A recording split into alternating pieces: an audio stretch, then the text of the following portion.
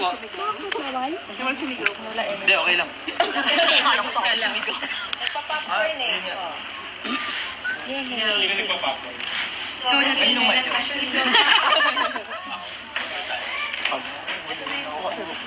Kailangan matagal na pwede mo picturean mo.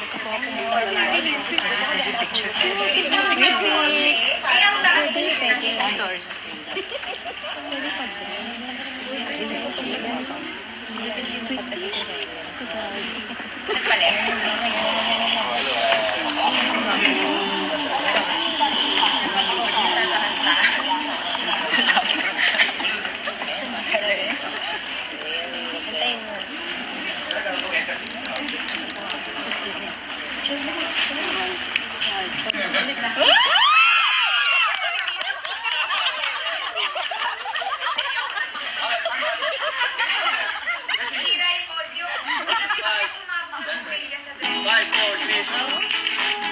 Okay, ito na. Ngayon ninyo na-discover ang mga bagay na hindi natin usually narinig sa Mr. Leon Pascual. PJ, totoo ba? True or false? Pinanganak ka na dalawa ang ipin mo. I think 10th month na ako lumabas. December dapat ang due date ng mom ko. But I came out January. And then Ano pala kung nag-overstay? Ano talaga?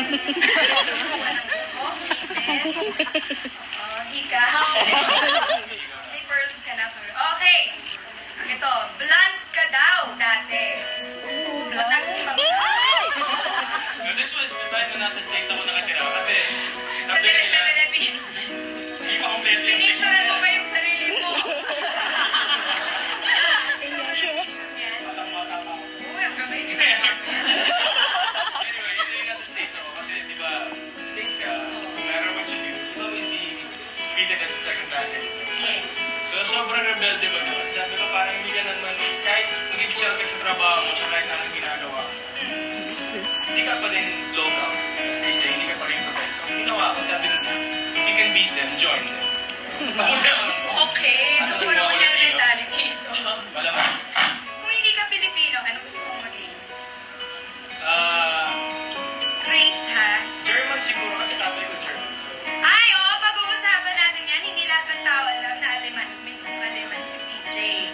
O, ito na muna, body parts. Particular daw si PJ sa toenails. Tumingin lang ako, tumingin kasi para sa akin. Tingin saan? Isang puso lang. Yung engage ng personality or yung kalinisan.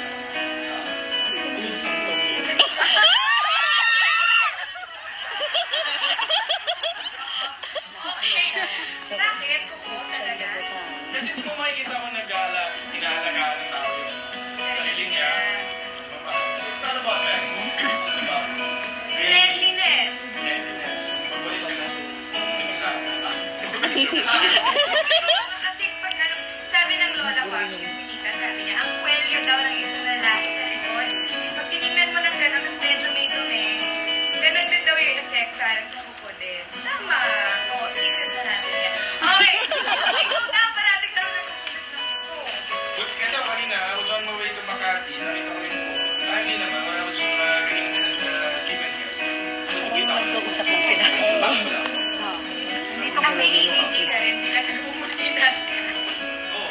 Wala yung cutting mania. Sa dami lang. Okay. Oh, ito naman. Food. Ay! If there's one thing you will splurge on. Pagkain, for sure. Para sa akin, sa sobrang trabaho, parang sometimes you wanna treat yourself. And what better way to treat yourself than to have a nice meal? Diba? And I love different Sugi? cuisines. Pinoy. Japanese. Anong ayaw mo? Japanese, Chinese. Ano yun? Wala sa akin. There was one time may nagdala sa akin sa Indian restaurant. First time ko sa Indian restaurant. Ito. Hindi ako sanay sa Maanghang. maraming spicy. Maraming nangyayari sa bandan. Okay. Ang alam kong favorite food mo kasi ginumis. Ginumis. Pero kain ako sa Indian restaurant. Siguro Ginumis. Dahil mo experience yan sa mga May ganun restaurant. feeling. Pinapakain ka ng kasama mo.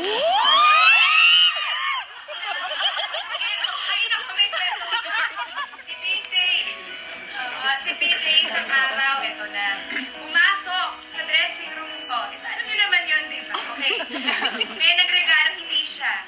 Ate ko, nagregalo sa akin ng caramel cake. Eh, di nang sabi ko, naku, kailangan kong mag-diet. Ayoko kainin yan. That too, si PJ pumapasok. Wow, wow, ano yan, ano yan? Caramel cake, Philip. Wait, naman. Ngayon, that too, ano ginawa mo? Nabubos ko.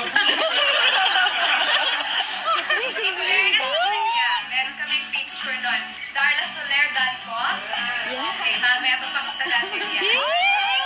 Ano kinakain mo for breakfast? Ano naman ako yun, Melody?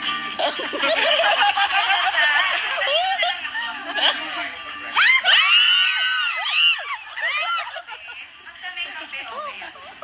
Ako kasi, ang ano ko, pwede mo pag tinanong mo tanong yung tigil.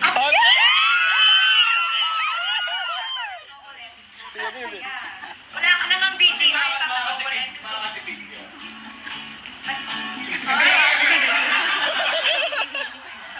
Totoo ba yun? Malalaman natin mamaya. O, sige, mamaya. O, di ano na, ba't hindi ka tumataba kung ganun ka kumain? Hindi, actually ako routine ko, pagagising pa lang. Siyempre, dadasal ka. Tapos diretso na ako sa banyo, diretso na ako sa gym. Because busy lang yung schedule. Di ba, you try to make do of the small hours na meron ka.